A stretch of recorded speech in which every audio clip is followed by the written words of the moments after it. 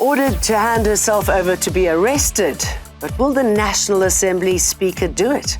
And what are the chances Anwar Khan, arrested over alleged violence and corruption at Fort Hare University, was rapper, AKA's bodyguard? There's nothing that can stop or that is going to stop President Zuma as far as we stand. Shoehorning the former president into the next elections, whatever it takes. Hello, I'm Jane Dutton. This is Eyewitness News. The former bodyguard of slain rapper Kiernan, aka Forbes, is among 15 people arrested for graft, murder and attempted murder. Anwar Khan was nabbed over the weekend amid ongoing investigations into a corruption syndicate at the Fort Hare University that cost the institution millions of rands, and in connection with the murder of 2 people and the attempted murders of Fort Hare University Vice-Chancellor Sakela Buhlungu and Deputy Renuka Vital. Khan appeared at the Dimbaza Magistrates Court along with several others who were arrested across 4 provinces on Sunday. Khan is a prominent Durban businessman who's provided VIP security for the likes of Michael Jackson, Oprah Winfrey, Snoop Dogg, Alicia Keys, Kendrick Lamar, and various other international stars. Last week, he guarded AKA's father, Tony Forbes, in the Durban Magistrates Court, where 5 men made appearances in relation with the artist's 2023 murder.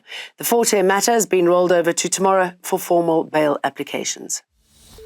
National Assembly Speaker Nosiviwe Mapisa-Nqakula will have to hand herself in for arrest after the Pretoria High Court found no urgency in her interdict application. The Speaker brought an application to halt her arrest pending the handing over of her docket by the state. Mapisa-Nqakula faces corruption-linked charges of accepting millions of rands in alleged bribes during her tenure as Defence Minister. There's not a single fact set out as why the future arrest will be unlawful, seemingly because there is a weak case made out. Yet the applicant does not know what case has been set out, and this is pure speculation. I can make no finding on such speculation. The DA's chief whip, Siviwe Gwarube, says there's no reason the motion of no confidence brought against the National Assembly Speaker cannot be heard this week. And it's a great frustration of mine because really the ANC's internal processes should not determine how we do our jobs. We would like her to resign because this is bringing Parliament into disrepute. But should she fail to do so, then she'll face a motion of no confidence. And so a step-aside notion is something that we don't recognize. I mean, that's the ANC's own political process. And a disruptor of the most frustrating kind.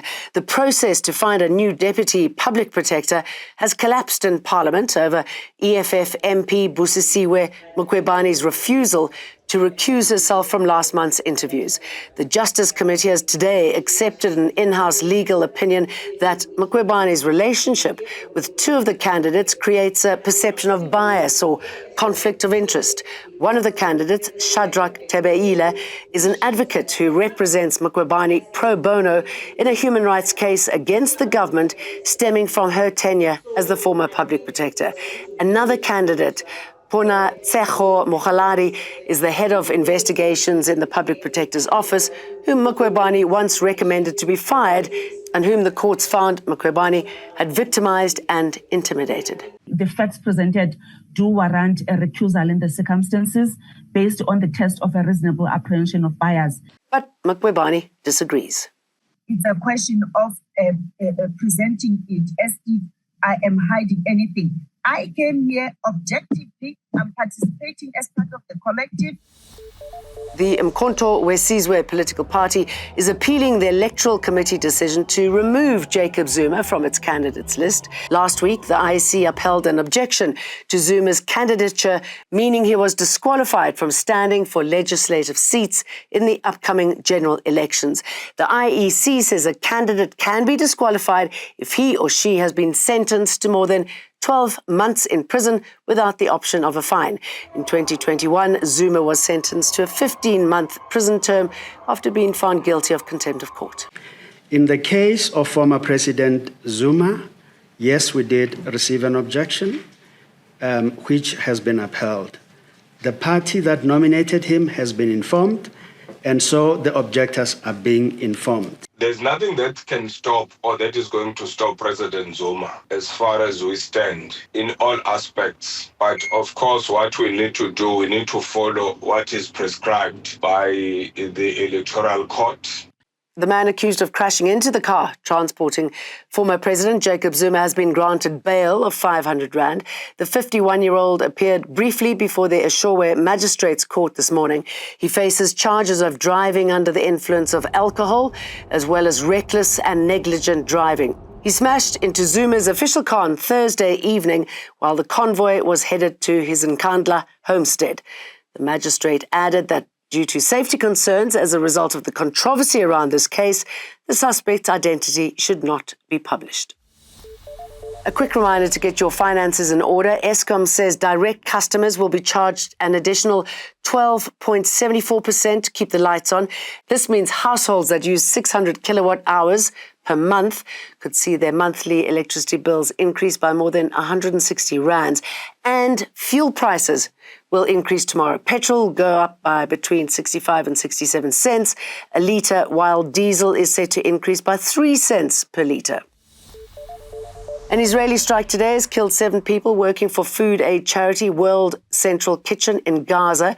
They were killed unloading food brought by sea to the war-torn strip to help alleviate looming famine.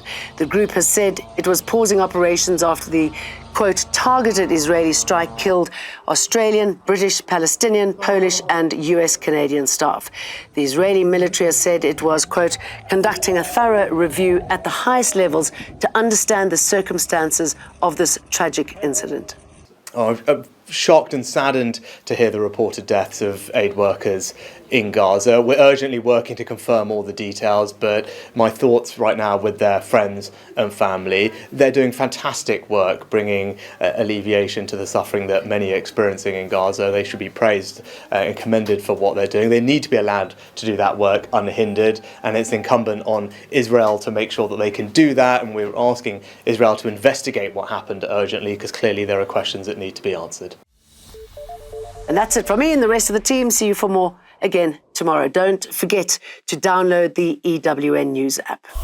Eyewitness News. In touch, in tune, and independent. For the latest, log on to ewn.co.za or ewn.mobi.